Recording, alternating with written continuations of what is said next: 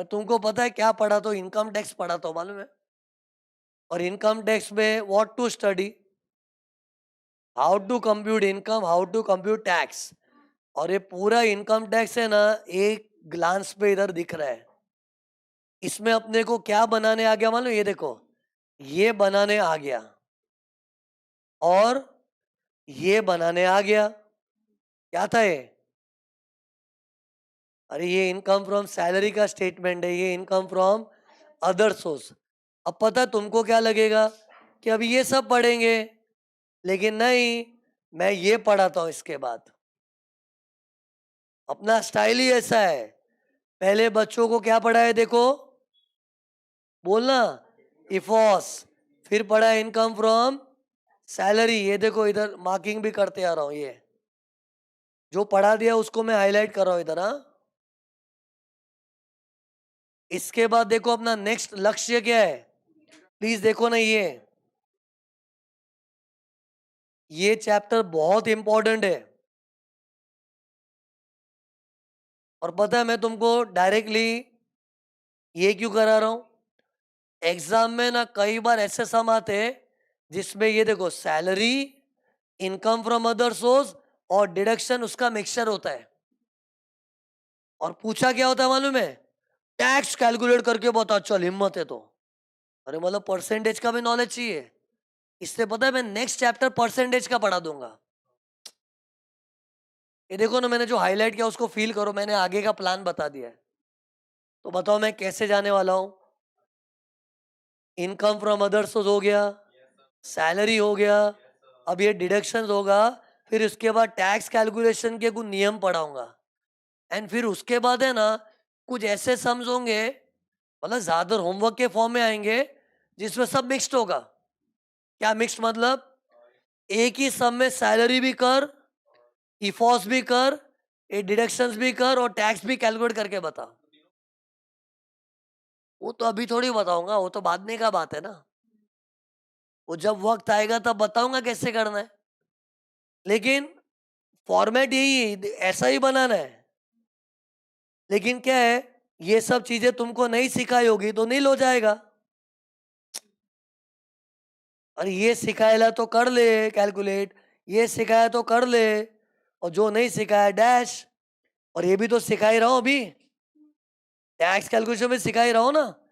मतलब मैं क्या कर रहा हूं, जल्द से जल्द तुमको ये स्टेज पे ले जाने जा रहा हूं कि जिसमें तुमको फुल करने आ जावे।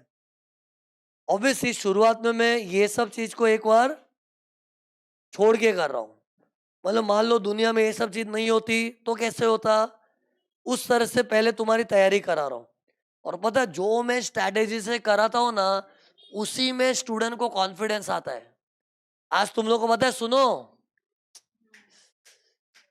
आज अगर मैं इस स्टेज पे कोई अलग चैप्टर लेके चालू करूँ ना, तकलीफ भी हो सकती है। मतलब सब्जेक्ट को किस सीक्वेंस में लेके जाना है ना, वो भी अपने आप में एक स्पेशलिटी होती है। वो सीक्वेंस से ही सब्जेक्ट सिंपल लग सकता है। तो बच्चों को पहले इनकम फ्रॉम अदर सोर्स पढ़ाना होता है, फिर सैलरी, फिर डिडक्शन अंडर चैप्टर 6 से, फिर टैक्स कैलकुलेशन, फिर इसके बाद क्या करूंगा ना, इनकम फ्रॉम बिजनेस, फिर हाउस प्रॉपर्टी कैपिटल गेन्स। ये सीक्वेंस है अपना। ओके, तो अभी क्या पढ़ा रहा हूं बताओ, ये क्या है,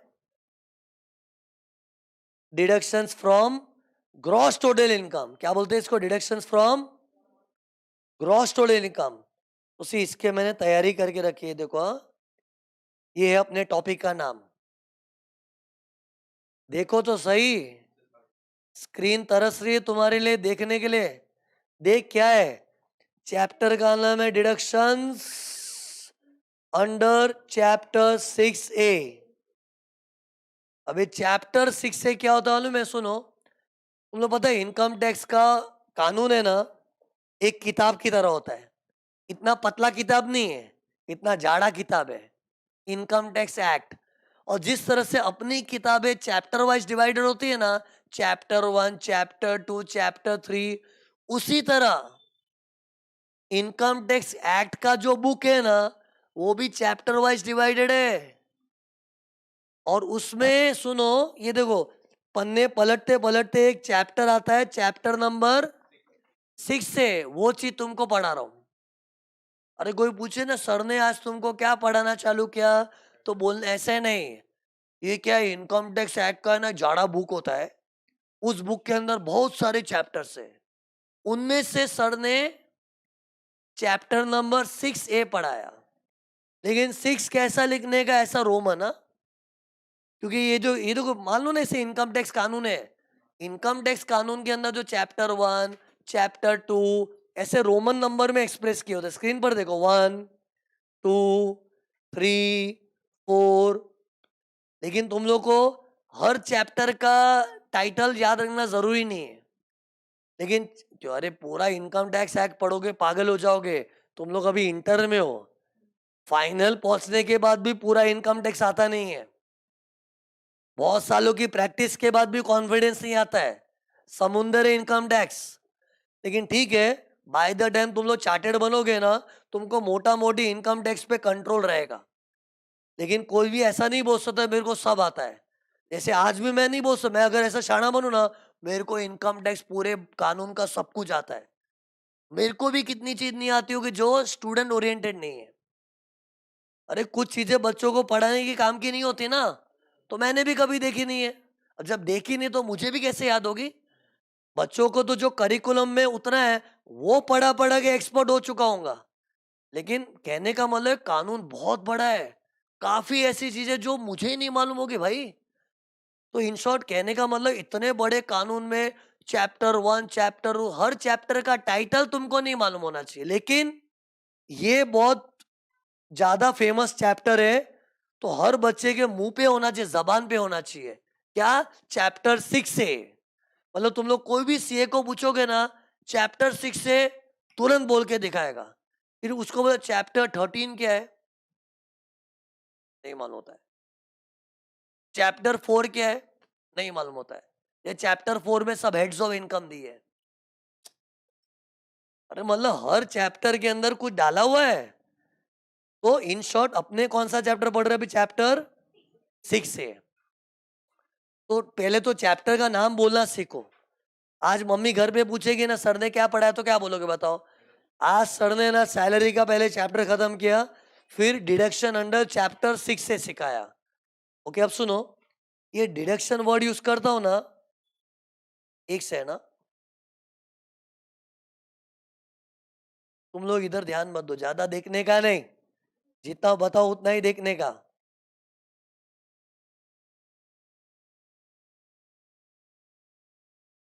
अभी याद थोड़ी हुआ होगा।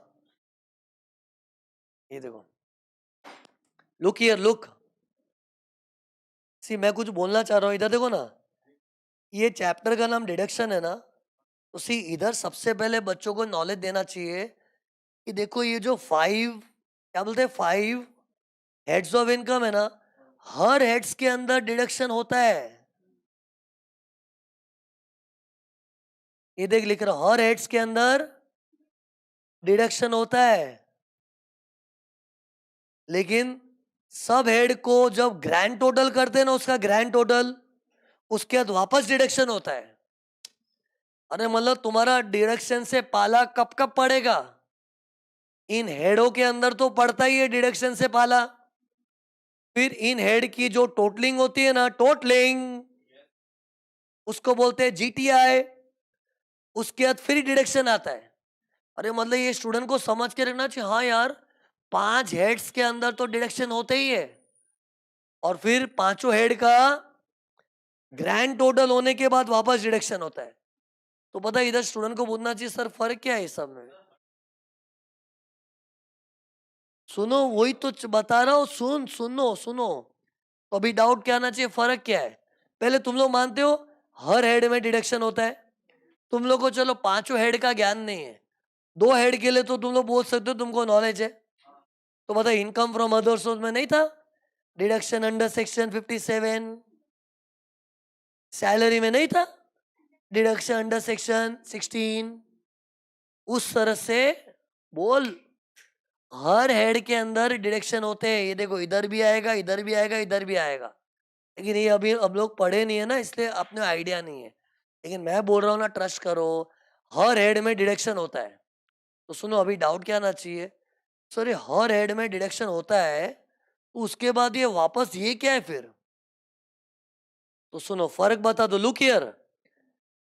यहाँ जो डिडक्शन होते हैं ना, स्क्रीन पर देखो ना, कहाँ, ये 5 चैप्टर्स के अंदर, वो है ना इनकम कमाने वाले खर्चे होते हैं।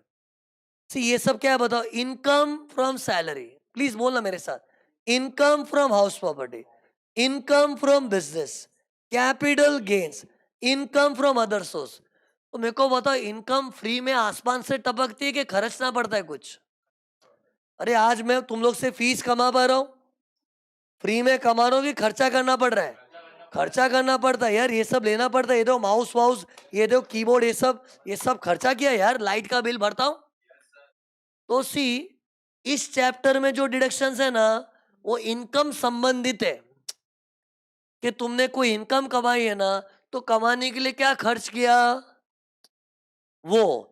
लेकिन अभी मैं जो तुमको डिडक्शन पढ़ाऊंगा ना, वो इनकम संबंधित नहीं है, इंसेंटिवाइजिंग। गवर्नमेंट पब्लिक को कुछ इंसेंटिव्स दे रही है, और इंसेंटिव देने का भी तरीका क्या होता है, चलो आपको ये डिडक्शन देंगे, आप हमारी ये बात मानोगे तो आपको हम डिडक्शन देंगे, आप ये करोगे तो डिडक्शन। और जो बचपन से मम्मी पापा अपने साथ करते आए हुए, तू ये होमवर्क कर देगा बेटा तो देखो 5 स्टार मिलेगा, तू ये काम करेगा तो तुझे चॉकलेट मिलेगी, वैसी वाली चीज बोल यहां पर है। अरे जैसे मम्मी बच्चे को बोलती है तू होमवर्क करेगा तो 5 स्टार मिलेगा, तो वैसे गवर्नमेंट को भी है ना पब्लिक से कुछ चीजें करवानी है। तो उन लोग को लालच क्या दिया है, तुम ऐसा करोगे तो आपको डिडक्शन मिलेगा। तो वो अपने लिए एक इंसेंटिव की तरह एक्ट करता है, कि चलो डिडक्शन का इंसेंटिव है तो गवर्नमेंट जो बोलती है चुपचाप कर लो। और गवर्नमेंट का उसमें स्वार्थ क्या होता है, पब्लिक से कुछ करवाना है करवा लिया, लेकिन पब्लिक को मजा क्यों हो रहा है, ये देख माइनस हुआ तो अपना इनकम छोटा हो गया, ये देख छोटा, और इनकम छोटा तो टैक्स भी छोटा हो जाएगा। मैंने तुम लोग वालों ने क्या पढ़ाया, what is the difference between deduction under different heads and deduction under chapter 6 है? समझाए तो बताओ, नहीं तो मैं आगे नहीं बढ़ पाऊंगा यार, प्लीज बता के खत्म करो ना यार। What is the difference between deduction under various heads and chapter 6 से deduction, what is the difference? तो ये बोलना चाहिए, देखो भाई वो जो हेड्स ऑफ इनकम में डिडक्शन होते हैं ना, वो तो क्या है, कोई हमने इनकम कमाई है तो कमाने के लिए कुछ खर्चा हुआ है, तो इनकम कमाने से संबंधित कुछ खर्चे है तो वो है। जैसे सैलरी में स्टैंडर्ड डिडक्शन रखा है, क्यों? क्यों नौकरी खाने वाला भी धक्के खा खा के ऑफिस जाता है, तो उसके भी अपने कुछ खर्चे होते हैं। क्या नौकरी करने वालों के ज्यादा खर्चे नहीं होते, इससे ज्यादा डिडक्शन का बात नहीं हुआ, स्टैंडर्ड डिडक्शन प्रोफेशन टैक्स वो सब था ना। लेकिन ये सब चैप्टर्स का क्या बोलना चाहिए, ये सब इनकम कमाने के लिए कुछ खर्चा हुआ उसका डिडक्शन है। लेकिन ये इसके लिए क्या बोलना चाहिए, इज इट खर्चा, सॉरी, इज इट इनकम कमाने वाला खर्चा कि इंसेंटिव्स? इंसेंटिव्स। तो इधर मैं लिख देता हूं, दीज आर इनकम जनरेट करने वाला एक्सपेंसेस, और ये क्या था, इंसेंटिव्स थे।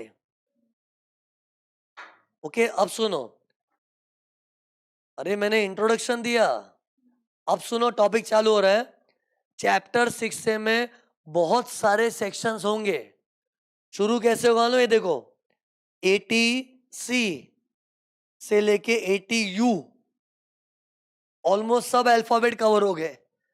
ABCD में U मालूम है लास्ट में आता है, तो ये देख गिनाओ, ये देखो 80C, 80CCC, 80CCD, ये सेक्शन से। फिर 80D, DD, DDB, ये D हुआ, फिर 80E, G, GG, GGA, GGB, GGC।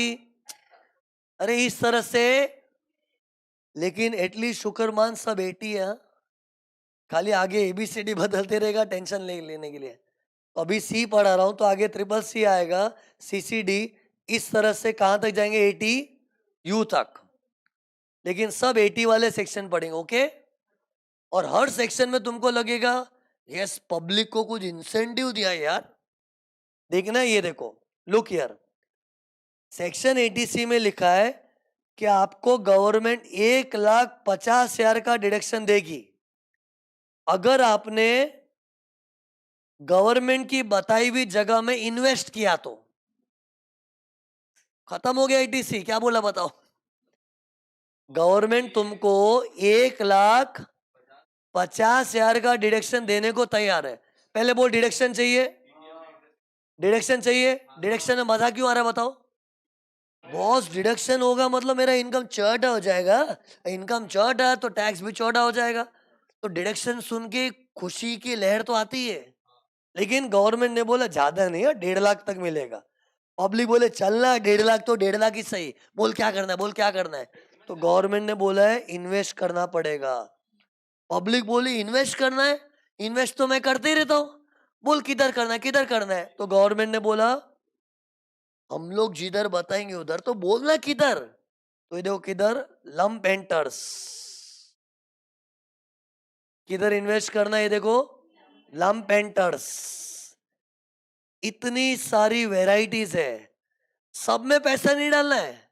ये देख, इसमें से तू कुछ भी पसंद कर ले। क्या पसंद है तेरे को बोल, जो पसंद है कर ले, तेरा मर्जी यार, तेरे पैसे है, इन्वेस्ट तुझे करने। इनमें से तुझे जिधर इन्वेस्ट करना है कर, गवर्नमेंट तुझे 1,50,000 का डिडक्शन देने को तैयार है। तो सोचिए इंसेंटिव है। सी तुम लोग मालूम, इधर देखो, इन सब हेड्स पे जो डिडक्शन मिलता है ना, वो तो क्या है मालूम, हमने इनकम मर मर के कमाने में कुछ खर्चे किए थे, वो खर्चों का डिडक्शन था। लेकिन ये खर्चा नहीं है, मेरी इन्वेस्टमेंट है। और पता है कि इंसान क्या सोचता है, वैसे भी मैं कहीं ना कहीं तो इन्वेस्ट करता ही हूं, चलो गवर्नमेंट ने बोला वहां इन्वेस्ट कर देता हूं, उस बहाने मुझे 1.5 लाख का डिडक्शन मिल जाएगा, अपना फायदा। और गवर्नमेंट का स्वार्थ क्या है मालूम है, एक्चुअली गवर्नमेंट चाहती है कि लोग गवर्नमेंट के बताई हुई जगह पे इन्वेस्ट करें। लेकिन सी अगर गवर्नमेंट ऐसे बोलेगी ना, इधर इन्वेस्ट कर इधर कर, तो पब्लिक क्या बोलेगी, a mind your own business, मेरे को जिधर इन्वेस्ट करना है करेगा। पब्लिक के तेवर ऐसे हो जाएंगे। लेकिन पब्लिक के आगे लालच रखा नहीं, देख लालच हड्डी रखी, हड्डी, हड्डी मतलब डॉग के लिए बोन। तो लालच रखा, देख 1.5 लाख का डिडक्शन मिलेगा, बोल चाहिए, हाँ हाँ वहां चाहिए चाहिए, मरेंगे पब्लिक। फिर पब्लिक चुपचाप इन्वेस्ट करने लगेगी। अरे वैसे ही तुम लोग को मैं कुछ इंसेंटिव दूंगा ना, चलो अगले लेक्चर तुम लोग सब पढ़ के आओगे, तुम लोग को 5 चॉकलेट दूंगा मैं, जो बोलोगे वो दूंगा। तो ऐसा इंसेंटिव दूंगा तो तुम लोग कैसे पढ़ के आओगे, नहीं तो हट क्यों पढ़ने गए। तो मैं तो तुमको इंसेंटिव देता ही हूं। मेरा इंसेंटिव क्या मालूम है, 5 चॉकलेट नहीं, आशीर्वाद। सदा खुश रहो, फर्स्ट अटेम्प्ट में पास भव। इससे बड़ा चीज क्या चाहिए बता, नहीं चाहिए। तो फिर इसलिए प्लीज रिवाइज करके आया करो, आशीर्वाद मिलते रहेगा नॉन स्टॉप। एक बार आशीर्वाद मिलके नहीं होता है, हर लेक्चर आशीर्वाद दे दे के पास होना ही है तुम्हारा यार। दुआएं लो दुआएं। तो सुनो, इन शॉर्ट बात कहां से निकली थी, अगर गवर्नमेंट पब्लिक को ऐसे ही बोलती है ना, अरे पब्लिक इधर इन्वेस्ट कर इधर, तो पब्लिक थोड़ी क्या करने वाली थी। इससे पब्लिक को लालच वाले इंसेंटिव दिया है। इससे पता है मैंने चैप्टर 6 से वो क्या बोला, ये इंसेंटिवाइजिंग वाले डिडक्शन है, इधर लोगों को इंसेंटिवाइज किया जा रहा है। एक से है ना, डाउट है किसी का, बोलो। आएगा, सब बता रहा हूँ। ये क्या चल रहा है इसका पता नहीं।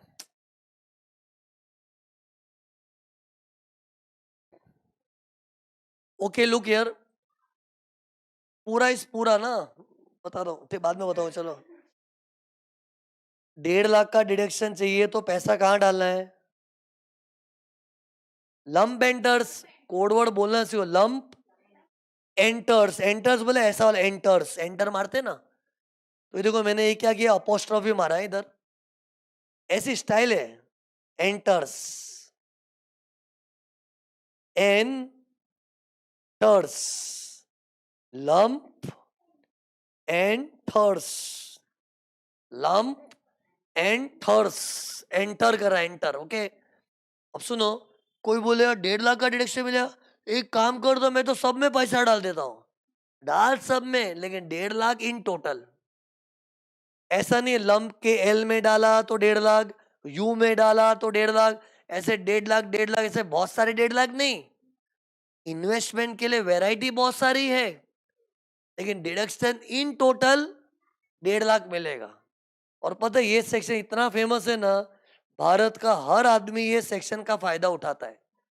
और ये सेक्शन इतना मजेदार क्यों लगता है मालूम है? हर इंसान क्या सोचता है, वैसे भी अपने को पैसे कहीं ना कहीं तो इन्वेस्ट करने ही होते हैं ना, तो यहाँ कर दो, उस बहाने अपना टैक्स थोड़ा बच जाएगा। अब सुनो, सस्पेंस खोलना पड़ेगा, इन्वेस्ट कहाँ करना है।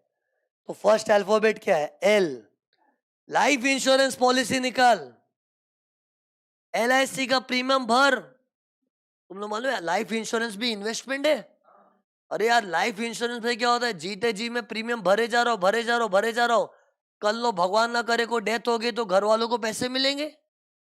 बोले LIC का प्रीमियम भरते वो कोई वेस्ट थोड़ी है, हर साल जो प्रीमियम भरते वो मेरी इन्वेस्टमेंट है, आगे जाके पैसा 2 गुना 3 गुना 4 गुना होके मिलता है। अगर जिंदा रहे तो हम ही को मिलेगा, मर गए तो घर वालों को मिलेगा। अरे मान इन्वेस्टमेंट है। अरे तो क्या करना है, लाइफ इंश्योरेंस पॉलिसी निकालो। और पता है कहाँ निकालना है? LIC के साथ निकाला तो भी चलेगा, टाटा AIG, बिरला सन लाइफ, ऐसे कोई भी इंश्योरेंस कंपनी से लाइफ वाला इंश्योरेंस पॉलिसी निकालना है। लेकिन पता है इधर बच्चे कंफ्यूज क्या हो जाते हैं, यार लाइफ इंश्योरेंस सर आईफॉस में पढ़ाया था ना। उसी एक बात बताऊं, पहले ही सुन लेना, पहले वार्न कर रहा हूं, इस कोडवर्ड के अंदर शुरुआत में काफी चीजें ना इफॉस से मिक्स होगी। एक बार में क्लियर कर दो ना, टेंशन ही नहीं मांगता है। इधर पैसा जा रहा है, इफॉस में पैसा आ रहा है। इफॉस क्या था? Income from other sources. लेकिन ये क्या था? इन्वेस्टमेंट से। इन्वेस्टमेंट मतलब पैसा आता है कि जाता है? जाता है। तो सी, LIC में जब मैं प्रीमियम भर रहा हूं, जब मैं प्रीमियम भर रहा हूं तो डिडक्शन मिलता है ETC में, लेकिन मरने के बाद जो पैसा मिल रहा है तो इफॉस में आता है। अरे LIC देख के पब्लिक पब्लिक क्या करती है मालूम है? क्वेश्चन में लाइफ इंश्योरेंस आया ना, अरे क्या करूं क्या करूं, अपने मन से कोई इफॉस में डाल देता है, कोई इधर डाल देता है। इधर किधर? एक सेकंड क्या हो गया देखो, इधर डाल देता है। अरे यार दिमाग लड़ाना यार, ATC में डालना है ना तो पैसा जा रहा है ऐसा दिखना चाहिए, इफॉस में डालना है तो पैसा आ रहा है वैसा दिखना चाहिए, क्योंकि इफॉस क्या है? इनकम फ्रॉम अदर सोर्स है। Let me see if you understood. Question में ऐसा दिया है, amount receive from life insurance policy on maturity, received बोला है ना, आ रहा है ना, income from other source exempt under section 1010D, D for death, याद है बताया था, जिसको डेथ की चिंता लाइफ इंश्योरेंस निकालता है। ओके, क्वेश्चन में ऐसा दिया है, life insurance premium paid, paid मतलब पैसा जा रहा है तो ATC। तो मतलब पता है, लाइफ इंश्योरेंस देख के जज नहीं करने का, देखने का कि पैसा आ रहा है कि जा रहा है। अगर आ रहा है तो इफॉस में एग्जेम्प्ट, जा रहा है तो ATC में डिडक्शन। लेकिन पता है इससे हमने एक नोटिस किया, लाइफ इंश्योरेंस में डबल मजा है। क्या डबल मजा बताओ? जीते जी जो मैं प्रीमियम भर रहा हूं उसका ATC में डिडक्शन, वाह। और भगवान न करे कल को मैं मर गया, नहीं मरा तो मैच्योरिटी पे जो पैसा मिलेगा वो भी एग्जेम्प्ट। अरे डबल एडवांटेज नहीं है? तभी तो हर इंसान लाइफ इंश्योरेंस पॉलिसी निकालता ही है। एंड गवर्नमेंट ने भी जानबूझ के ऐसा रखा है, ताकि पता है पब्लिक भी कितनी येड़ी होती है, अपने फैमिली का सोचती भी नहीं है। इसे गवर्नमेंट तो पब्लिक को एंकरेज करे, कम ऑन, हर इंसान को अपना एक लाइफ इंश्योरेंस पॉलिसी निकालना चाहिए। कल को तुम लोग मर गए तो फैमिली क्या करेगी, उसकी चिंता करो। लेकिन सी समझदार इंसान करता है, लेकिन कितने पागल लोग भी होते हैं, इससे भारत में ऐसा कल्चर बना रखा है ना, लाइफ इंश्योरेंस वेरी इंपॉर्टेंट। और उसका इंपॉर्टेंस कैसे क्रिएट किया है? टैक्स में बेनिफिट देके। एक बेनिफिट तो क्या है, जीते जी तुम प्रीमियम भरोगे, एटीसी में डिडक्शन लोगे, ये देखो ये देखो ये देखो। और कल को मरा गए, नहीं मरे तो मैच्योरिटी पे पैसा मिला, वो भी एग्जेम्प्ट। जानबूझ के इतना फायदा रखा है ताकि लोग लाइफ इंश्योरेंस पॉलिसी निकालने के लिए आकर्षित हो थोड़ा। एल खत्म हो गया। You unit trust of India में इक्विटी लिंक्ड सेविंग स्कीम होता है, या फिर म्यूचुअल फंड का इक्विटी लिंक्ड सेविंग स्कीम होता है। 2.7 में उड़ा दिया मैंने, नहीं समझा? क्या बताया बताओ मैंने? या तो यूटीआई का इक्विटी लिंक्ड सेविंग स्कीम में पैसा डाल, या फिर म्यूचुअल फंड का इक्विटी लिंक्ड सेविंग स्कीम में पैसा डाल। ये होता क्या इक्विटी लिंक्ड सेविंग स्कीम? अरे मतलब तुम लोग तुम्हारी सेविंग्स यूटीआई को दो, म्यूचुअल फंड को दो, और वो लोग इसी पैसे को इक्विटी शेयर्स में डालेंगे। मतलब your savings is linked with equity. और ये लिंकअप कौन कर रहा है? यूटीआई म्यूचुअल फंड, तुम लोग पब्लिक, और ये शेयर मार्केट। और पब्लिक और शेयर मार्केट को लिंक कौन करता है? UTI mutual fund. अरे मान लो मैं यूटीआई म्यूचुअल फंड में मिडल मैन हूं, मैं तुम लोग से पैसे लूंगा, ये तुम्हारी सेविंग्स मैंने तुमसे ली, और फिर क्या करूंगा? खा जाऊंगा खुद। अरे मैं कौन हूं? मैं यूटीआई या फिर म्यूचुअल फंड हूं। मैं तुम्हारा पैसा लेके इक्विटी शेयर्स में डालूंगा। इससे बोलने में क्या आता है? तुम्हारी savings is linked with equity. अरे मतलब स्कीम का नाम है। और एक बात बताओ, म्यूचुअल फंड की तो ज्यादातर सब scheme equity link saving scheme ही होती है। इन शॉर्ट पता है, म्यूचुअल फंड में पैसा डालते तो भी एटीसी मिलता है, यूटीआई में पैसा डालते तो भी एटीसी मिलता है। एक्चुअली मान लो यूटीआई और म्यूचुअल फंड दोनों का काम एक सरी का ही है। क्या? पब्लिक से पैसा लो, शेयर मार्केट में डालो।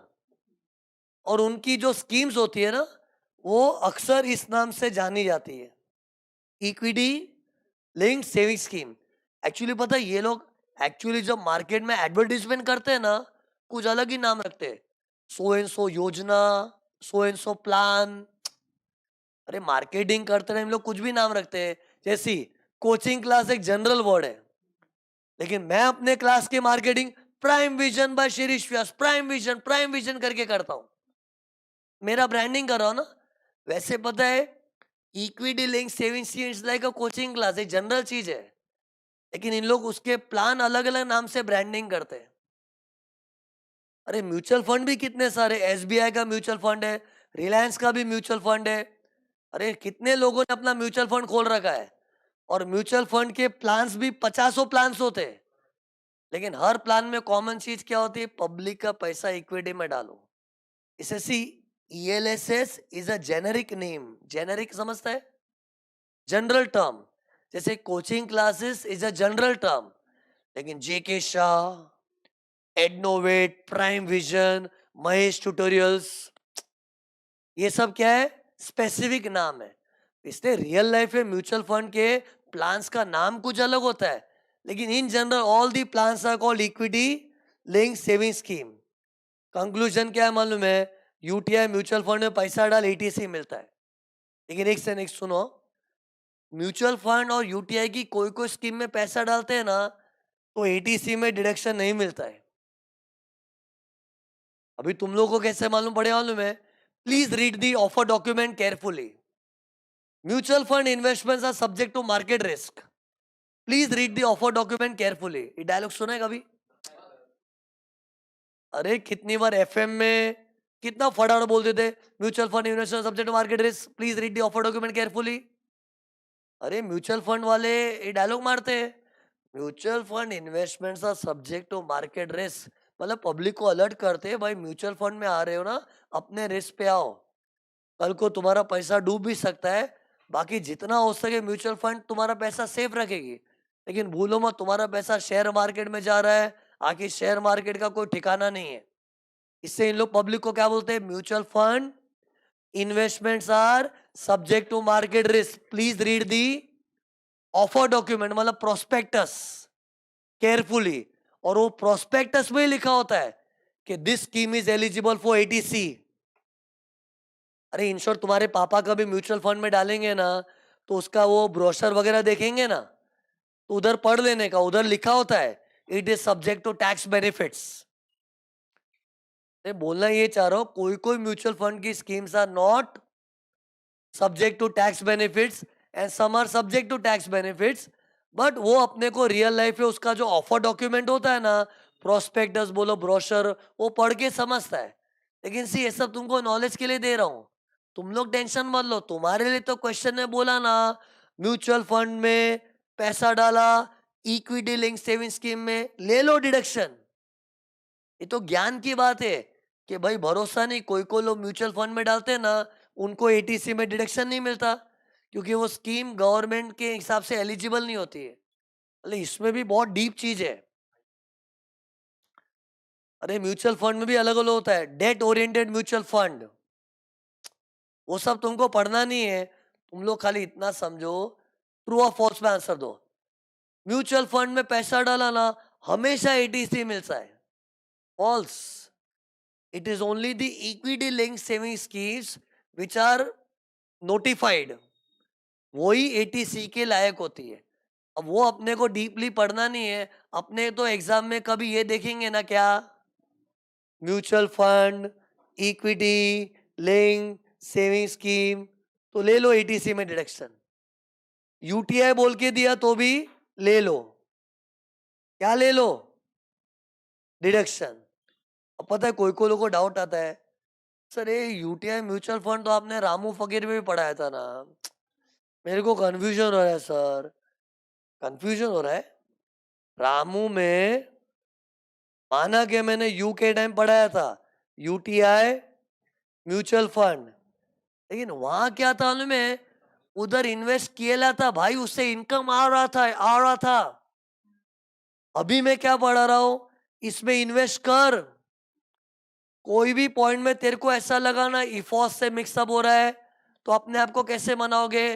भाई उधर पैसा आ रहा था, इधर पैसा जा रहा है, वो इनकम फ्रॉम अदर सोर्सेस था। ये क्या है? इन्वेस्टमेंट।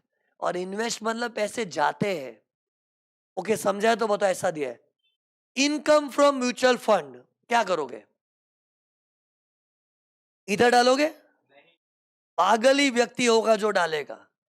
इनकम है, अरे भाई इधर मैं इन्वेस्टमेंट्स पढ़ा रहा हूं, इन्वेस्टमेंट मतलब पैसा जा रहा होता है, तो tell me income from mutual fund किधर आएगी? ये देख मैं बताऊं, इधर इधर देखो, इधर इफॉस में टैक्सेबल है। अब बताओ, investment in equity link saving scheme और म्यूचुअल फंड, इन इन्वेस्टमेंट तो एटीसी में आएगा। मतलब इन शॉर्ट है ना, म्यूचुअल फंड देख के ना पागल की तरह कुछ भी मत कर, चेक कर पैसा आ रहा है इफॉस, पैसा जा रहा है एटीसी। फिर किधर पहुंचा बताओ? एल हुआ, यू हुआ, एम हुआ। एक बार आंखों से देख लो ना, मजा आएगा। एल यू एम हो गया।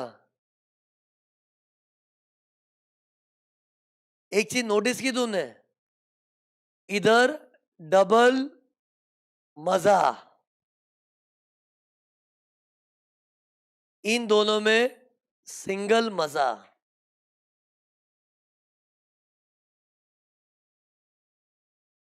मैं नहीं पढ़ाने वाला, तुम लोग को ही बताना पड़ेगा ये। अरे इधर डबल मजा क्यों बोला?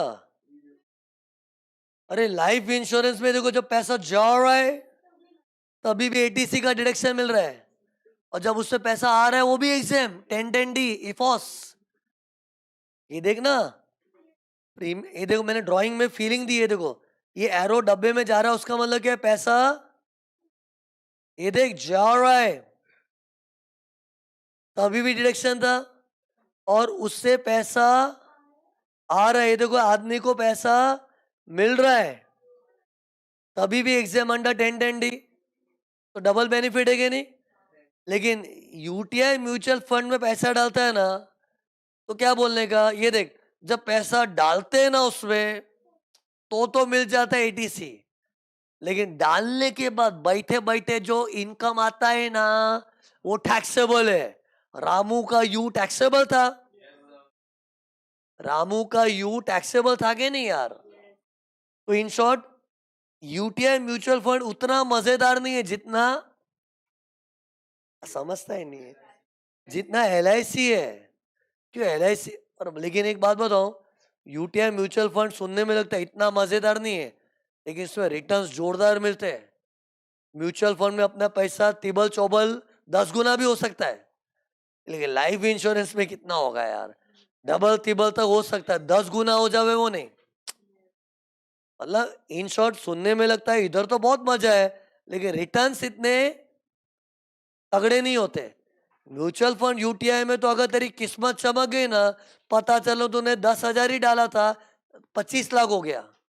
ज्यादा बोल दिया, इम्पॉसिबल नहीं है, क्योंकि शेयर मार्केट में जा रहा है ना पैसा। ये देखो क्या था, इक्विटी लिंक्ड, और इक्विटी में तो ऐसे जलवे होते हैं कि कितने डबल तिबल 10 गुना पैसा भी हो जाता है। नेक्स्ट बताओ क्या है? लम प प प पी पी पी, पहला पी क्या मालूम है? Employees contribution to provident fund. Shit, ये कहां से आ गया? अरे, employees contribution, income from salary, provident fund की ड्राइंग याद है? थोड़ा एम्प्लॉय की पगार से कटता है, थोड़ा बॉस अपनी जेब से डालता है, इंटरेस्ट आता है, फिर उस डब्बे में जो पैसा जमा होता है लास्ट में एम्प्लॉय को मिल जाता है। तो वो जो एम्प्लॉय की पगार से कटता है ना, जिसको हम लोग सैलरी के चैप्टर में जब भी दिखता था, इग्नोर इग्नोर इग्नोर बोल देते थे, इज्जत ही नहीं मिलती थी। इधर वो इज्जत पूर्वक बैठेगा। कौन? कौन? एम्प्लॉइज कंट्रीब्यूशन टू एसपीएफ और आरपीएफ, बस ये दो। हाँ, यूपीएफ से तो गवर्नमेंट को नफरत है, एसपीएफ आरपीएफ वाला ही। तुम लोग को अभी डाउट क्या आना चाहिए, ये इधर कैसे आ गया? अरे भाई, ये इन्वेस्टमेंट्स है, और सो तेरी पगार से जो कटता है, वो भी एक तरह से तेरी इन्वेस्टमेंट ही है। अपने पे लेके देख तो फील होगा। सोच, आज अगर मैं कहीं नौकरी कर रहा हूँ, तो टाइम टू टाइम मेरी पगार से कुछ पैसा कट रहा है, लेकिन कटा हुआ पैसा कहीं ना कहीं सेव हो रहा है ना, वो मेरी एक तरह से इन्वेस्टमेंट नहीं है? और इधर इन्वेस्टमेंट की ही तो बातें हो रही है, तो वो भी तो एक तरह का इन्वेस्टमेंट है, और उसका भी डिडक्शन मिलता है। अरे मतलब नॉलेज लो तुम लोग, पता है, सुनो, ये जो नॉलेज तुमको आज दे रहा हूं ना मैं, ये तुम लोग 4 लोग के बीच में बैठोगे ना, उधर ये नॉलेज दे के दिखाओगे ना, तुम्हारा वट पड़ेगा। अब लगता है हमारा लड़का सीए कर रहा है। जैसे घर में मम्मी पापा, तुम्हारे चाचा चाची से भाई बहन लोग बात कर रहे होंगे ना, उसमें जाके बोलोगे ना, लाइफ इंश्योरेंस पॉलिसी में ये बेनिफिट ये बेनिफिट, तब मम्मी पापा को ही गर्व होगा, बच्चा बड़ा हो गया सीए कर रहा है। अरे मतलब इधर एक्चुअल सीए गिरी है। अरे आज ये लेमैन सीए के बाद जाके पूछता है, सीए साहब बताओ ना, मेरा टैक्स कैसे बचाऊं? तो सीए क्या करता है, उसने लंप एंड रट्टा मारा हुआ है, बोल देता है, उगल देता है, हाँ बोल, इधर पैसा डाल, इधर डाल, इधर रटा मारे था उसको ये सब। अरे क्यों, सीए ने अपने बचपन के दिनों में रिवाइज इनकम इतना रटा होता है ना, इतने अटेम्प्ट दिए होते हैं ना उसने, कि उसको ये रट जाता है। और जब एक्चुअल जिंदगी में प्रैक्टिस करता है, तो अपने क्लाइंट्स को एडवाइस करता है, देख तू लंप एंडर्स में पैसा डालेगा ना, तेरे को डिडक्शन मिलेगा। और वो अलग अलग चॉइस क्यों बता पाता है, क्योंकि बहुत सारे पॉइंट है, लाइफ इंश्योरेंस में डाल दो, फिर क्लाइंट बोले नहीं लाइफ इंश्योरेंस, एक काम कर म्यूचुअल फंड में डाल दे। लेकिन अपने क्लाइंट को क्या बोलना, देख म्यूचुअल फंड में पैसा डालेगा ना, डिडक्शन तो मिल जाएगा, लेकिन उससे जो रिटर्न्स आएंगे ना, वो इफॉस में टैक्सेबल है। अरे ये सब बताने आना चाहिए, तब जाके तो अच्छा सीए बन पाएगा। और पब्लिक सीए के पीछे इसके लिए दौड़ती है। अरे साधारण पब्लिक तो यही सब चीज के लिए सीए के पास जाती है, और वो नॉलेज तुमको आज मिल रहा है, देखो मेरी तरफ से। 30 लिए मैंने भी उसका दे रहा हूँ नॉलेज। तो बताओ लंप एंडर्स में पी क्या था? पी बोल दिया, मालूम नहीं पड़ा ले। अरे पी बोला ना, employees contribution to statutory provident fund और रिकग्नाइज्ड प्रोविडेंट फंड। ये वो चीज है जिसको सैलरी में हम लोग बेरहमी से हट हट हट इग्नोर कर देते थे, वही चीज का इधर इज्जत पूर्वक डिडक्शन मिल रहा है। फिर लंप में कितने पी है? 3 है। एक एम्प्लॉइज कंट्रीब्यूशन था, नहीं रे, पीपीएफ आ गया दूसरा पॉइंट। सी प्रोविडेंट फंड की पूरी ड्राइंग मत याद कर, खाली वो एम्प्लॉइज कंट्रीब्यूशन था ना, बस उसी का एटीसी मिलता है। अब समझा बच्चों को एटीसी इस वक्त ही क्यों पढ़ाना पड़ता है? मैंने ये चैप्टर में सब्जेक्ट में जो सीक्वेंसिंग किया है ना, बहुत थॉटफुली किया है। तुम लोग खाली चुपचाप याद करके आओ, सब्जेक्ट में कॉन्फिडेंस अलग ही टाइप का होगा। तो सुनो, एक तो एम्प्लॉइज कंट्रीब्यूशन, दूसरा पीपीएफ। अबे ना जो भोंदू बच्चे होते हैं ना, मतलब तुम लोग नहीं, वो लोग बोलते हैं ये क्या पीपीएफ, पहले भी पीपीएफ पीपीएफ क्या है। होशियार बच्चा समझ जाता है। बताओ तुम लोग होशियार हो, क्या समझे बताओ? पीपीएफ में जब पैसे डालते हैं ना, जब पैसा जा रहा होता है ना, तभी एटीसी मिलता है। लेकिन पीपीएफ में पैसा डालने के बाद साल टू साल ब्याज मिलता है ना, वो इफॉस में पड़ा था, याद है? किधर था इफॉस में? जीपीएस, जीपीएस में पी था, gold bonds POSBA PPF Sukanya, gold bonds POSBA PPF Sukanya. उधर पीपीएफ था ना, लेकिन वो पीपीएफ का इंटरेस्ट था, वो इंटरेस्ट आ रहा था। इधर पीपीएफ में डिपॉजिट किया है, पैसा जा रहा है। सी तुम लोग समझ रहे होगे ना मैं इतना स्ट्रेस क्यों कर रहा हूं? आज मैं स्ट्रेस नहीं करता ना, अरे मैं भी नया नया एक जमाने में टीचर था। जब नया नया टीचर था मैं अपना पढ़ाता था, लेकिन सब में बच्चे घूम जाते थे। तब मेरे को मालूम पड़ा ले बच्चा पीपीएफ देके बौखला जाता है।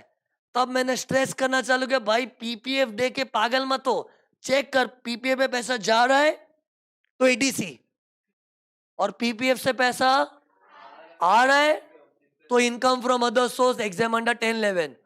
और ये भी डबल मजा है इधर भी, हाँ शिट, इधर भी डबल मजा है। कैसे बताओ? एक सेकेंड, किसी को एडवाइस करोगे ऐसा बोलने का, ये पीपीएफ अकाउंट खोल मस्त है, हाँ? उसमें क्या होता है, कोई बैंक में जाने का, फॉर्म लेने का, फॉर्म वॉर्म भर के खाता खोल डालने का, खाता खुल गया, पैसा डाल एटीसी, और डाले ले पैसे पे जो इंटरेस्ट आ रहा होता है वो भी एग्जेम्प्ट है। दो दो फायदे। तभी तो पता है पीपीएफ अकाउंट इतना फेमस है ना, इधर देख, एक एक के पास पीपीएफ अकाउंट है। समझा ही नहीं, एक एक करके मैंने याद दिलाया कुछ। उसी उस टाइम तो मैंने डायलॉग मार दिया, पीपीएफ इतना फेमस है ना, एक एक के पास अकाउंट, एक एक के पास। वो क्यों फेमस है मालूम है? इस कारण से, ये पीपीएफ में पैसा डालते, जमा करते टाइम ही डिडक्शन मिल जाता है, और उन्हीं जमा किए हुए पैसों से जो ब्याज मिलता है वो इफॉस में एग्जाम भी है। फिर ये देख, P P P, employees contribution to SPF RPF, deposit in PPF. फिर एक और चीज है, deposit in 5 years potted account, potted account। You know what is potted? Post office time deposit account, post office time deposit account. एक तो पॉस्बा था, एक potted है। पॉस्बा का इंटरेस्ट एग्जाम था, इफॉस पे था ना यार, 3500। ये पॉस्बा नहीं है, potted account. You know what is potted? Post office time deposit account. You know what is time deposit? एक टाइम के लिए पैसा फिक्स हो गया, एफडीए। शिट यार, एफडी का तो नॉलेज है कि नहीं? बैंक में फिक्स डिपॉजिट बनाते लोग, उसी तरह पोस्ट ऑफिस में भी फिक्स डिपॉजिट अकाउंट होता है। लेकिन पोस्ट ऑफिस में ना तू 1 साल वाला एफडी करेगा तो नहीं, 2 साल का एफडी करेगा तो नहीं, 5 साल वाला एफडी कर। किधर? पोस्ट ऑफिस में। इसलिए उसका नाम है 5 years post office time deposit account. और इसमें भी पैसा मेरा जा रहा है, जाएगा है ना यार। ये खाता किधर खोलने का बताओ? पोस्ट ऑफिस किधर है मालूम है? अपने मलाड में है ना, जाकारिया रोड पे है। जाने तो नहीं पता है तो बोरीली में भी है। अरे गली गली में, गली गली तो नहीं, ज्यादा हो गया, थोड़ी थोड़ी दूरी पे पोस्ट ऑफिस मिलता ही है अपने को। मलाड, गोरेगांव, कांदीवली, ऐसे काफी पोस्ट ऑफिस है। और वहां पोस्ट ऑफिस में जाके बोलने का, अरे पोस्ट ऑफिस खाली चिट्ठी पत्री का काम नहीं करती है, इन्वेस्टमेंट की स्कीम्स भी है। तो उधर जाके बोलने का मेरे को 5 साल का एफडी बनाने का है, तो वो लोग एक फॉर्म देंगे, फॉर्म वॉर्म भरने का, आधार कार्ड वगैरह केवाईसी होता है ना, वो सब देने का। फिर अपने को है ना कुछ लाख 2 लाख रुपया जमा कर देने का, और फिर वो 5 साल के लिए पैसा छेड़ने को भी नहीं मिलेगा, फिक्स हो गया है। इसलिए बोलते हैं 5 years को, 5 years का पोस्ट ऑफिस टाइम डिपॉजिट, मतलब उतने टाइम के लिए पैसा लॉक हो गया है। लेकिन फायदा क्या है मालूम है? पैसे लॉक हो गए लेकिन खो थोड़ी गए, 5 साल के तो वापस मिल जाएंगे ना यार। और लेकिन उस स्कीम में पैसा डाल के मजा क्या है? डिडक्शन मिल रहा है। लेकिन पता है इसके ऊपर भी ब्याज मिलता है। लेकिन पॉटर्ड अकाउंट से जो ब्याज मिलेगा उसका क्या आएगा? ब्याज इज रामू फकीर का आई, और ये जीपीएस में था। अरे पॉटर्ड अकाउंट का ब्याज जीपीएस में था क्या? नहीं तो टैक्सेबल। मतलब पॉटर्ड अकाउंट डबल मजा वाली चीज नहीं है। पॉटर्ड में पैसा जा रहा है ना, बोलना, तभी डिडक्शन मिल जाएगा। लेकिन पॉटर्ड अकाउंट से जब ब्याज आ रहा है, टैक्सेबल। पीपीएफ ज्यादा मजेदार है। वो फीलिंग से पढ़ रहे हो कि नहीं यार? पीपीएफ ज्यादा मजेदार क्यों? पीपीएफ में जो पैसा जा रहा है तभी भी डिडक्शन, वाओ। और उससे जो इंटरेस्ट आ रहा है वो भी एग्जाम अंडर 1011। एक बार अपनी आंखों से देखोगे ना, LUM PPP, बताओ क्या था? बताओ, एक एक करके बताओ। What was P1? Employees contribution. मतलब ये देखो, तुम लोग को याद आवे ना, इससे मैंने ड्राइंग बनाई है। याद है अपनी ड्राइंग में ये वाली चीज जिसको हम लोग अक्सर इग्नोर किया करते थे? सैलरी के चैप्टर में क्या बोल के इग्नोर करते थे? एम्प्लॉय का कंट्रीब्यूशन तो बेसिक सैलरी से कटता है, और बेसिक सैलरी का तो एंट्री पास कर दिया ना, तो एम्प्लॉय कंट्रीब्यूशन को इग्नोर करते थे। बस वही वाली चीज जो इग्नोर होती थी वो इधर इधर माइनस होंगी। कहां पर? कहां पर? पांचों हेड्स का टोटल मारने के बाद जो ग्रॉस टोटल इनकम आता है उसमें से माइनस हो रहा है। फिर लंप का दूसरा पी क्या था? पीपीएफ। पीपीएफ में देखो, मैंने दोनों ड्राइंग क्यों की है ना, एक पीपीएफ और एक पॉटर्ड की, ताकि तुम लोग को डिफरेंस बता पाऊं। ये देखो, देखिए बच्चों, चाहे पीपीएफ हो के पॉटर्ड हो, दोनों में जब पैसा जा रहा है तब एटीसी में मिलता है डिडक्शन। लेकिन इसमें ज्यादा मजा आता है, इसमें पीपीएफ में, क्योंकि उसमें जब इंटरेस्ट आ रहा होता है ना, इट इज एग्जाम अंडर 1011। लेकिन पॉटर्ड अकाउंट का इंटरेस्ट टैक्सेबल। मेरे को कैसे मालूम पड़ा टैक्सेबल? मैंने कोई स्पेशल नॉलेज नहीं यूज किया है, मैंने वो जीपीएस का फॉर्मूला यूज किया है। एक सेकंड देखो, पहले तो इंटरेस्ट है, मतलब रामू फकीर का आई है, और उधर मैंने पढ़ा था जीपीएस के अलावा सब टैक्सेबल है, तो वो हिसाब से बताया मैंने। अरे इन शॉर्ट अपने को है ना किसी को एडवाइस करना तो क्या बोलना चाहिए, देख भाई पॉटेड अकाउंट से ज्यादा पीपीएफ अच्छा है। अरे क्यों अच्छा, क्यों बताओगे बताओ। उधर डबल मजा है ना। लेकिन एक बात बताऊं, पीपीएफ है ना 10 15 15 साल के लिए पैसे लॉक होते हैं। बीच में पैसा निकालने मिलता है, कुछ स्कीम है, लेकिन in general PPF is 15 years account. पैसा डाल के भूल जा, भूल जाने का, 15 साल के लिए भूल जा। लेकिन पॉटेड में खाली 5 ही साल का है ना। तो सी इसको हम लोग अभी कर्ज कर रहे थे ना, कर्ज मतलब इसको गालियां दे रहे थे ना, ये गंदा है रे गंदा है, लेकिन ये 5 साल का ही पैसा लॉक कर रहा है। पीपीएफ डबल मजा, लेकिन 15 ईयर्स का अकाउंट होता है। खैर 15 ईयर्स का टेंशन मत लो, आजकल पीपीएफ है ना, इन लोग ने ऐसा सिस्टम निकाला बीच में पैसा भी निकाल सकते हैं। मतलब उसमें कुछ टर्म्स एंड कंडीशन होती है, लेकिन खैर उसमें घुसता नहीं है। ये 15 ईयर्स में एक्चुअली तुमको याद नहीं रखना है, लेकिन नॉलेज दे रहा हूँ मैं तुमको, डीप नॉलेज दे रहा हूँ इधर। बट एनीवेज वो 15 ईयर्स वगैरह को जाने दो ना, वो तुम लोग को सीए में पढ़ने का नहीं होता है। तुम लोग खाली इतना समझो, जो भी है इधर डबल मजा है, और पॉटेड में सिंगल बेनिफिट है। क्या सिंगल? पैसा जा रहा है तब डिडक्शन मिल जाता है, लेकिन इंटरेस्ट विल बी टैक्सेबल। कितना पढ़ा है मैंने बताओ? LUM P1 P2 P3 पढ़ा दिया, ओके। इतना याद हो गया। सी बेस्ट है ना, किधर भी तुमको इफो से मिक्स होता हुआ लगा ना, मेरे ये डायलॉग याद रहा, जा रहा है एटीसी, आ रहा है इफोस, है ना। ये देखो लंप पेंटर्स में नेक्स्ट क्या है, प्लीज देखना, मैं चला जाऊंगा ना। दिख रहे हैं एन? एन में दो दो एन है।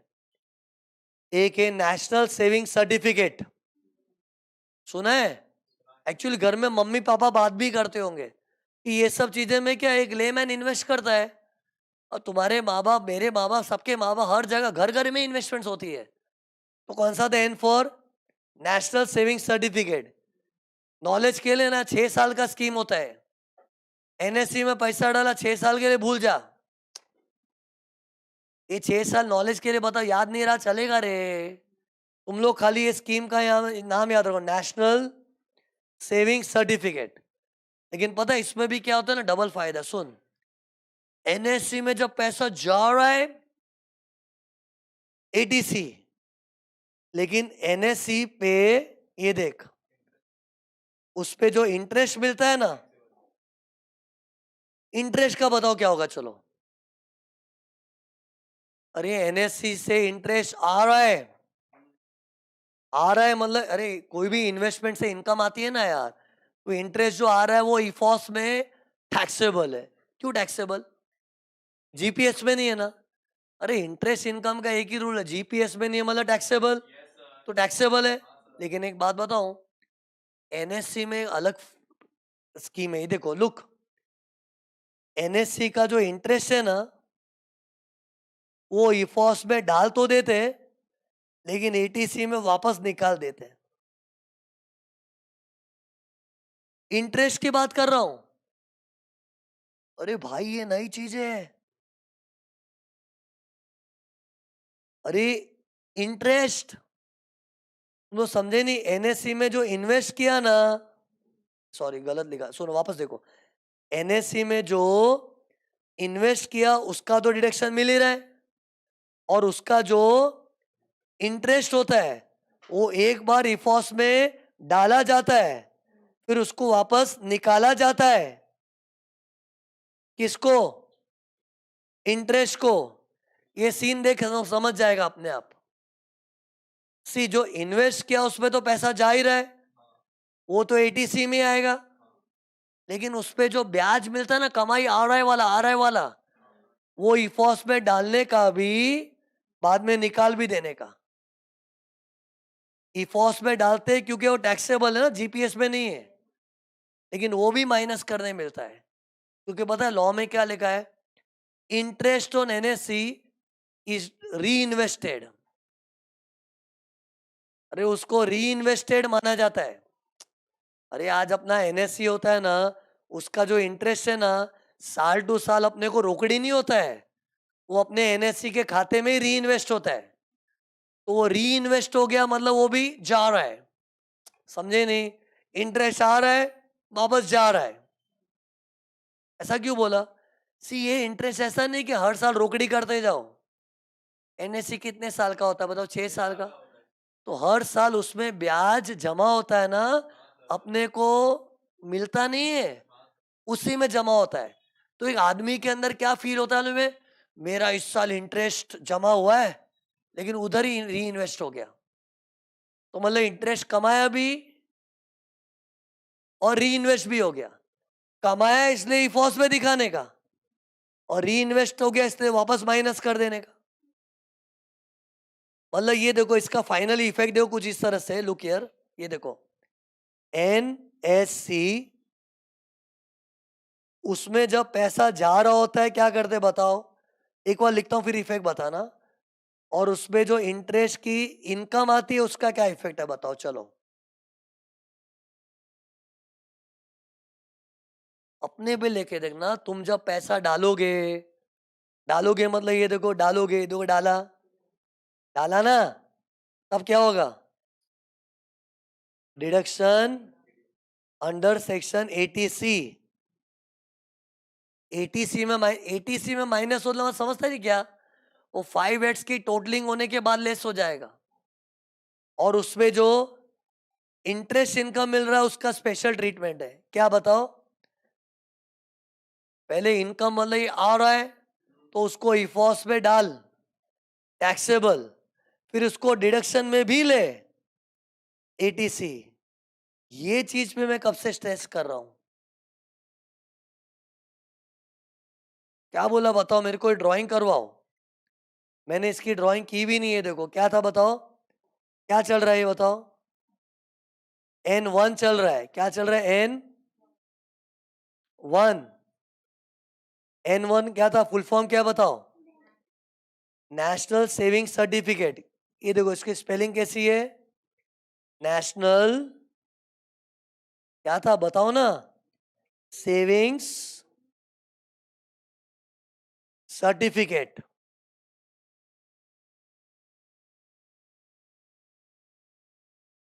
ओके, फिर इसकी ड्राइंग बताओ कैसे बनाओ? ड्राइंग बोलो कैसे बनाऊं?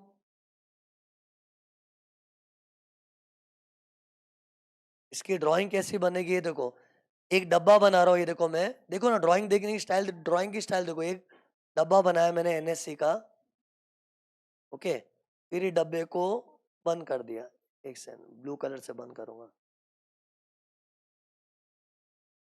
ओके। अब बताओ क्या करूं इसमें? इसमें जब हम पैसा डालते हैं, ये एरो का ना समझ है कि नहीं? ये एरो जा रहा है, किधर जा रहा है? एनएससी की तरफ जा रहा है, मतलब पैसा जा रहा है अपना। तो इधर इंग्लिश में वर्ड क्या लिखूंगा? इन्वेस्ट किया मैंने। तो इसका इफेक्ट मैं रेड पेन से लिखूं, बताओ क्या लिखूं? Deduction under section 80C। बस इतना ही इफेक्ट है। अरे फील कर, मैंने एनएससी में 40 शेयर डाला, मैं खुद डालता हूं। अरे भी 2-3 साल से इन्वेस्ट नहीं किया है, लेकिन पहले मैंने रेगुलरली एनएससी में पैसा डाला हुआ है। कभी 10 शेयर, कभी 20 शेयर, कभी 40 शेयर। एनएससी कभी देखोगे रियल लाइफ में, जैसे 500 रुपए की नोट होती है ना, वैसे इतना बड़ा नोट जैसा ही दिखता है वो। अरे नोट की अपनी रेक्टेंगल होती है ना, ये थोड़ी स्क्वेरिश शेप की होती है। अरे स्क्वायर शेप का नोट जैसा ही दिखता है। उस पे ऐसे 1000, 10,000 लिखा हुआ रहता है। 10 शेयर की नोट कभी होती नहीं है। लेकिन एनएससी जो होता है ना, वो सर्टिफिकेट एक नोट जैसा ही दिखता है, कागज का टुकड़ा होता है। तो मैं तो पहले डालता था, कभी 10 शेयर, कभी 20 शेयर। तो वो जो डालता था ना, उसका इफेक्ट ये है। डालता था मतलब इन्वेस्ट ना, लेकिन पता है वो एनएससी मेरे पास आज भी पड़े हैं। अभी मैं इन्वेस्ट नहीं कर रहा हूँ इन 2-3 साल से यार, लेकिन मेरे पहले एनएससी में पैसे डाले ले पड़े हैं ना। अरे 6 साल तक पड़े रहते हैं वो। तो मुझे अभी बैठे बैठे क्या हो रहा है, उस पे ब्याज आ रहा है। तो ये देखो ब्याज का माहौल बनाओ, ये देखो ब्याज आ रहा है। ये देखो एरो का मतलब ये आ रहा है, एनएससी से ब्याज आ रहा है। तो लिखूंगा इधर इंटरेस्ट इनकम, इनकम मतलब कमिंग इन, आ रहा है। सी मैंने इन्वेस्ट करना बंद कर दिया, लेकिन मेरी जूनी इन्वेस्टमेंट में मुझे आज भी इंटरेस्ट मिल रहा है। इस साल भी मिला होगा, अगले साल भी मिलेगा, 6 साल तक मिलते रहता है। लेकिन वो रोकड़ी नहीं होता है, वो एनएससी के अंदर ही जमा हो जाता है ऑटोमेटिकली। तो मेरे को बताओ उसका इफेक्ट क्या आएगा। सिंस मेरी इनकम हो रही है, तो मुझे अपने 5 हेड्स में इफॉस में दिखाना पड़ेगा। ये देखो क्या करूंगा मैं उसको, इनकम फ्रॉम अदर सोर्स में एक इनकम होने के नाते दिखाऊंगा। इनकम तो है ही ना, भले मेरे को हाथ में रोकड़ी नहीं हुई है, मेरे खाते में जमा हो गई, लेकिन मेरी इनकम जनरेट तो हुई ना। तो इनकम अक्रू होते ही दिखाना पड़ता है। कहाँ दिखाने का, इफॉस में। और एक सेकंड, ये देखो क्या लिख रहा हूं, देखो जल्दी। टी मतलब क्यों टैक्सेबल, क्यों? क्योंकि जीपीएस वाले कोड वर्ड में नहीं है, मैंने सिखा रखा है तुमको। फिर एक और इफेक्ट आएगा, इसका मुझे डिडक्शन भी मिलेगा अंडर सेक्शन 80C, इंटरेस्ट का। सी इंटरेस्ट भले मेरी कमाई है, लेकिन वो उसी में री इन्वेस्ट हो गई ना। पहले बोलो फायदा लग रहा है कि नहीं? कोई बोले क्यों? बस to promote NSC, to encourage people to invest in NSC. मेरे को बताओ, अगर ये नहीं रखा होता, प्लीज देखना, जल्दी देख, प्लीज मैं जा रहा हूं बस। ये अगर नहीं रखा होता तो खाली मजा नहीं आता। फिर पब्लिक क्या बोलती है, यार एनएससी अच्छा तो है, पैसा डालते तो नहीं, पैसा डालते तो डिडक्शन मिलता है, लेकिन उस पे जो ब्याज मिलता है उस पे तो टैक्स आता है ना। लेकिन उसको बोला नहीं, ये देख, उसका ब्याज एक बार इफॉस में डलता तो है, लेकिन फिर निकल जाता है। लेकिन फिटूस हो गया ना एक तरह से। अरे मतलब एक तरह से एग्जेम्प्ट हो गया, लेकिन इसका स्टाइल अलग है।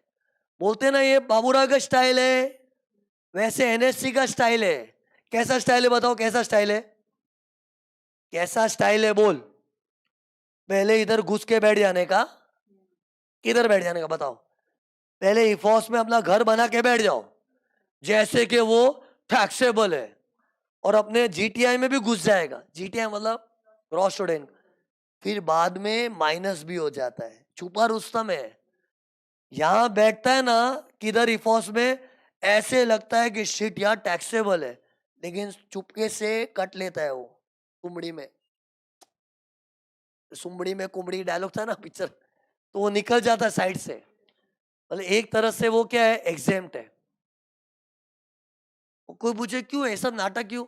बस टू प्रमोट एनएससी। अगर आज एनएससी को प्रमोट नहीं करना होता ना, तो गवर्नमेंट क्या बोलती, एनएससी में इंटरेस्ट मिला, जीपीएस में नहीं है ना, टैक्सेबल, चल इफॉस में डाल, टैक्सेबल खत्म। लेकिन गवर्नमेंट चाहती थी इसके अंदर एक चार चांद लगाना। आओ पब्लिक, एनएससी में पैसा डालो, लेकिन पब्लिक को अट्रैक्ट करने के लिए क्या बोला, चल माइनस हो जाएगा। तो ये ड्राइंग दिमाग में छाप लो ना, बेस्ट है। ये सीन छाप लो। जिधर भी ड्राइंग बना बना के बता रहा हूँ ना, बहुत इंपॉर्टेंट चीजें समझ लाओ। तो मेरे को अगर क्वेश्चन में देख के तुमको समझेगा, ऐसा लिखा है देखो, क्वेश्चन में लिखा है ही इन्वेस्टेड 45,000 इन नेशनल सेविंग सर्टिफिकेट। क्या इफेक्ट आएगा इसका बताओ? सिर्फ 80C। कोई बोले नहीं, आप बोले ना इफॉस में डालना चाहिए, तो समझ क्या रहा है फिर यार? क्या समझ रहा है? इफॉस में भी आएगा वो इंटरेस्ट के लिए। ये क्या है, इन्वेस्ट, बस पैसा गया इन्वेस्ट किया। ये तो सिर्फ, बोल क्या बोलू, सिर्फ 80C में आएगा, सिर्फ 80C। अब बता ऐसा दिया तो इंटरेस्ट अक्रूड ऑन एनएससी। समझने का, ये इंटरेस्ट है, इंटरेस्ट मेरी कमाई है, तो कमाई होने के नाते मैं पहले इफॉस में डालूंगा। इफॉस का स्टेटमेंट बनाते मालूम है, उधर टैक्सेबल आउटर कॉलम में डाल देंगे, फिर इसका डिडक्शन भी लेना है इसी चीज का। जैसे मान लो मुझे 1200 को इंटरेस्ट मिला है ना, तो वो 1200 मेरे इफॉस में भी डालेंगे, और डिडक्शन अंडर सेक्शन 80 सी में भी डालेंगे 1200 रुपया। अरे मैं इंटरेस्ट का इफेक्ट बताया है, वही चीज तो इधर लिखी है कि इसका डबल इफेक्ट आएगा, किसका? इंटरेस्ट का। लेकिन इन्वेस्ट बोला है ना तो सिर्फ डिडक्शन।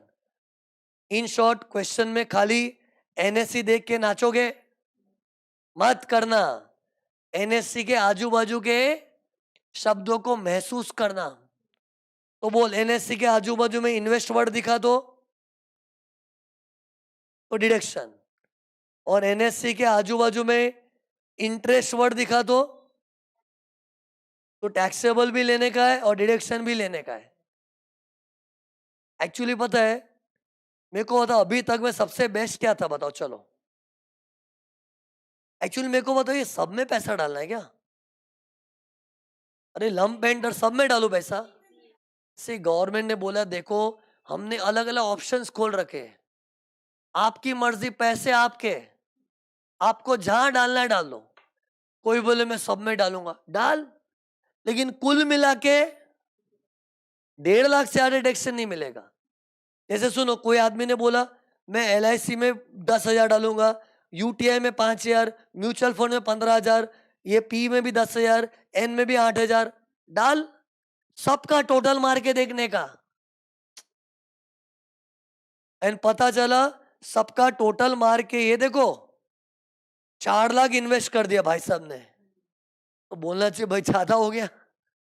ठीक है इन्वेस्ट किया, तेरे पैसे तेरी मर्जी, लेकिन 4 लाख ज्यादा हो गया। ज्यादा हो तो लिमिट में रहो, और लिमिट क्या है? मैक्सिमम 1.5 लाख। अरे मैंने खुद नहीं किया है, कितनी बार है ना, मैंने 2-2, 3-3 लाख डाल दिया है। कहाँ? लंप एंडर्स में, लेकिन वो शौक से डाला होगा। अरे कई बार हम लोग ये भी तो सोचते हैं ना सेविंग्स के लिए, खाली डिडक्शन के लिए थोड़ी करता है कोई। जैसे मैंने कई बार PPF में ज्यादा पैसा डाल दिया है, क्या सोच के मालूम है? चलना PPF में पैसा डाल के भूल जाने का, 15 साल के लिए भूल जाने का, कल को भगवान ना करे पैसों की इमरजेंसी आई तो पैसा मेरे को काम आएगा, वो सोच के भी तो करते हैं ना। तो सी मैंने तो खुद कई बार 2-2, 3-3 लाख डाला हुआ है। डाल सकता हूं ना, मेरे पैसे मेरी मर्जी, लेकिन डिडक्शन 1,50,000 का ही मिलता है। लेकिन 2-2, 3-3 लाख एक ही जगह नहीं डाला है, अलग अलग जगहों में डाला है, LUMP वो सब। तो मेरे को इतने तक बताओ फिर मैं चला जाऊंगा। रिकैप करो, N का खाली एक ही हुआ है, दूसरा बाकी है। तो बताओ क्या क्या था? L फॉर लाइफ इंश्योरेंस, मेरे को फुल नॉलेज बताओ। लाइफ इंश्योरेंस का जब प्रीमियम भरते, जब प्रीमियम जा रहा होता है तभी ATC, फिर आदमी जब मरता है या न मरे तो मैच्योरिटी पे पैसा आ रहा होता है तो इफॉस में, बोलो ना मैं कितना गला फाड़ू, मेरे को आता है, तुम लोग को भी आना चाहिए। एग्जाम अंडर सेक्शन 1010D, तो ये अभी तक दी बेस्ट में आता है ये। तो यू क्या था? ये दोनों साथ में बोल दो ना, साथ में सेम ही है, खाली जबरदस्ती के 2 पॉइंट है। चाहे UTI हो म्यूचुअल फंड, उसकी इक्विटी लिंक सेविंग स्कीम में डालो पैसा। इधर कोई कोई सर बाय चांस को अलग स्कीम हुई तो, एक बात बताओ, म्यूचुअल फंड की most of the schemes are equity link saving scheme only. तो मतलब इस तरह तुम लोग लोड मत लो, मैं खुद म्यूचुअल फंड में डालता हूँ ना, बाय डिफॉल्ट मेरा वही स्कीम होता है। कौन सा? और उसका भी मैं ETC में डिडक्शन लेता हूँ। मैं भी तो लेता हूँ ना ETC यार, तुम लोग तो बच्चों पढ़ा रहे हो, मैं तो एक्चुअल में कमा रहा हूँ ना, तो मुझे तो ETC लेना ही पड़ता है। तो म्यूचुअल फंड में भी पैसा डालता हूँ, और वो म्यूचुअल फंड के अलग अलग प्लान के नाम होते हैं, कोई बिरला का होता है, अलग अलग लोगों के नाम से होते हैं, लेकिन वो सब इक्विटी लिंक्ड सेविंग स्कीम ही होता है, तो उसका ETC मिलता है। लेकिन पता है इसमें ना थोड़ा कम मजा आ रहा है। क्या कम कम क्या बोलना यार, पैसा डालते हैं ना जब जा रहा होता है तभी तो डिडक्शन मिल जाता है, लेकिन जो उससे बैठे बैठे इंटरेस्ट नहीं कमाई आती है, इस पे इंटरेस्ट ही बोलना चाहिए, इनकम बस। इनसे जो इनकमें आती है वो टैक्सेबल है। कोई बोले शिट यार मजा नहीं है, उसको शिट क्या कर रहा है भाई? म्यूचुअल फंड में तेरे को मालूम नहीं, शेयर मार्केट ऊपर चढ़ गया ना, तेरे पैसे भी 10 गुना हो सकते हैं, वो फायदा क्यों नहीं देख रहे? अरे हर चीज में कुछ अच्छी बात होती है तो बुरी बात भी होती है ना। तो टैक्सेशन के point of view say shit यार, लेकिन ऐसे रिटर्न्स वाइज मस्त है ना। कल को म्यूचुअल फंड अपना चमक गया तो पैसे 10 गुने हो जाएंगे। फिर आगे बताओ ना, LUM हो गया, फिर याद कराना है मुझे, मेरी भावना समझ यार। P क्या था, 3 P बताओ। P1 क्या था? Employees contribution to SPF RPF, मतलब जो एम्प्लॉय की सैलरी से कटता है ना, वो वाला। तो जो पगार से कटता है, जिसको जो सैलरी के चैप्टर में इग्नोर करते थे, वही चीज का ETC मिलता है। और वो भी एक तरह की हमारी इन्वेस्टमेंट है। भले अभी पगार से कट रहा है, लेकिन रिटायरमेंट में मिलेगा ना, वो भी हमारा इन्वेस्टमेंट है। फिर अरे दूसरा P बता। पब्लिक प्रोविडेंट फंड, ये डबल मजे वाली चीज है। PPF में जो पैसा जा रहा है, डिडक्शन ETC, और उससे जब इंटरेस्ट आ रहा है, एग्जाम अंडर 1011, मतलब उसको इफॉस में ना डैश ही कर देते हैं। अरे 1011 में डैश करते ना, GPS में आता है तो। फिर 1 2 तीसरा P क्या था? तीसरा क्या था यार, शिट। पॉटेड अकाउंट, पूरा नाम बोला, 5 years post office time deposit account. पता है इन लोग पब्लिक को लल्लू कैसे बनाते? पब्लिक मतलब बच्चे। 2 years पॉटेड अकाउंट, तो डिडक्शन नहीं मिलेगा। अरे पोस्ट ऑफिस टाइम डिपॉजिट मतलब FD होता है, और FD 2 2 3 3 साल का भी होता है। जस्ट बिकॉज मैं तुमको 5 साल का पढ़ा रहा हूँ, ऐसा थोड़ी 5 साल का ही होता है। तुम लोग पोस्ट ऑफिस में जाके बोलो कि मुझे 2 साल का FD करना है, तो 2 साल का करेंगे, लेकिन उसमें टैक्स बेनिफिट नहीं मिलता है।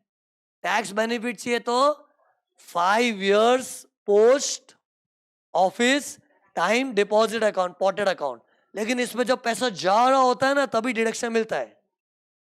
लेकिन इस पे जो ब्याज आ रहा होता है, इफॉस में टैक्सेबल, क्योंकि GPS में नहीं है।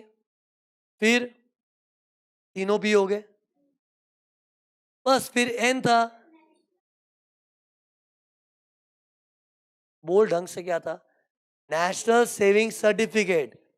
इसमें जब पैसा जा रहा होता है तो डिडक्शन ETC, एक ही इफेक्ट आएगा, ETC, ETC। फिर उस पे जो इंटरेस्ट कमाते हैं, वो ऊपर भी नीचे भी। ये बेस्ट ऐसा सीन याद रहो, ऊपर भी नीचे भी, मतलब इफॉस पे डालने का भी एज टैक्सेबल, क्योंकि GPS में नहीं है, और बाद में निकाल भी देने का। हाँ, एंटर्ड में अलाउंस की तरह, ऊपर भी नीचे भी। तो इंटरेस्ट और NSC का वैसे सीन ही आता है, ऊपर भी नीचे भी। ऊपर किधर? इफॉस में, नीचे किधर? ETC में। लेकिन ये इंटरेस्ट के लिए, क्वेश्चन में ऐसा बोला तो invested in NSC, invest, invest लेके इन्वेस्ट, तो सिर्फ नीचे ETC में आएगा। इंटरेस्ट बोला तो ऊपर भी नीचे भी, बस खत्म। ये N1 हुआ ना। N1 क्या था? National saving certificate. इसमें तो कुछ है ही नहीं। नाबार्ड, नाबार्ड के बॉन्ड्स में पैसा डालोगे, ETC मिलेगा, खत्म। नाबार्ड बॉन्ड्स याद कर, नाबार्ड बॉन्ड्स। नाबार्ड का फुल फॉर्म नहीं मालूम ना, मैं बताता हूं, ये देखो, नाबार्ड के बॉन्ड्स। अरे गवर्नमेंट का नाबार्ड, फुल फॉर्म बोलो क्या है, चलो। ये क्या है? ये क्या है? ये दोनों मिलके नेशनल है। NA का फुल फॉर्म क्या, प्लीज बोलो ना यार। नेशनल, फिर bank for agricultural and rural development, ऐसे बना नाबार्ड। बोल क्या था? National bank for agricultural and rural development. अरे ये मतलब गवर्नमेंट की बैंक है, और इन लोग के बॉन्ड्स आते हैं। तुम लोग क्या पैसे वैसे में इन्वेस्ट नहीं करते हो, तुम लोग को नॉलेज नहीं है। तुम लोग उड़ाते हो पैसे मम्मी पापा के, लेकिन एक दिन जब तुम लोग भी कमाने लगोगे ना, तुम लोग को भी नॉलेज होगा कि कहाँ कहाँ पैसा डाल सकते हैं। तो उनमें एक ऑप्शन है कि नाबार्ड के बॉन्ड्स में डालो। बॉन्ड्स समझ, बॉन्ड्स, बॉन्ड्स ऐसी चीज है जिसमें हम लोग पैसा डालते हैं, पड़े पड़े ब्याज मिलता है। हाँ, नाबार्ड का ब्याज मिलेगा, उसका क्या? ना, ये सिंपल चीज है ना, ये देखो, नाबार्ड में जब पैसा जा रहा है तो एटीसी नहीं देख रहे कोई लोग, और उससे जब इंटरेस्ट आ रहा है तो ईफॉस में टैक्सेबल। एग्जाम तो था नहीं, जीपीएस में नहीं था। अरे इंटरेस्ट की थियरी पढ़ा चुका भाई, जीपीएस में नहीं तो टैक्सेबल। कोई लोग बोले सर इसमें ऐसा नहीं करना, ऊपर भी और नीचे। ये पागल है कि हर जगह नहीं होता है वो। एनएससी स्पेशल चाइल्ड है गवर्नमेंट का। गवर्नमेंट का एनएससी के साथ एक सॉफ्ट कॉर्नर है। एनएससी पता है कहाँ मिलता है? पोस्ट ऑफिस में मिलता है। पोस्ट ऑफिस में जाके बोलो मेरे को नेशनल सेविंग सर्टिफिकेट में पैसा डालना है, सर ने सिखाया है मेरे को, तो लोग फॉर्म वॉर्म देंगे, भर देना। तो पोस्ट ऑफिस में होता है, और पोस्ट ऑफिस पूरा गवर्नमेंट का है। नाबार्ड भी गवर्नमेंट की है, लेकिन क्या गवर्नमेंट अपने हर जन को इंपॉर्टेंस नहीं देती ना यार। हाँ, नाबार्ड में इतना बेनिफिट दिया ना कि उसमें पैसा डालेगा तभी डिडक्शन मिल रहा है। अरे इधर डबल मजा है कि सिंगल? सिंगल। नाबार्ड बॉन्ड्स है, इसमें जब पैसा जा रहा है तब डीटीसी मिल जाएगा, लेकिन बॉन्ड से पड़े पड़े जब ब्याज आ रहा है टैक्सेबल, उस पे टैक्स भरना पड़ेगा। मतलब ये दुख की सूचना है। लेकिन फायदे वाली बात देख, नाबार्ड में पैसा डाला तो एटीसी मिलता है ना, तो पता है अपने एन तक खत्म हो चुका है एक्चुअली यार। दोनों एन खत्म कर दिए, लम पेन इतना हो चुका है। ओके, जाओ खत्म। Revise and come, revise and come, please revise and come, please come, please don't ignore me.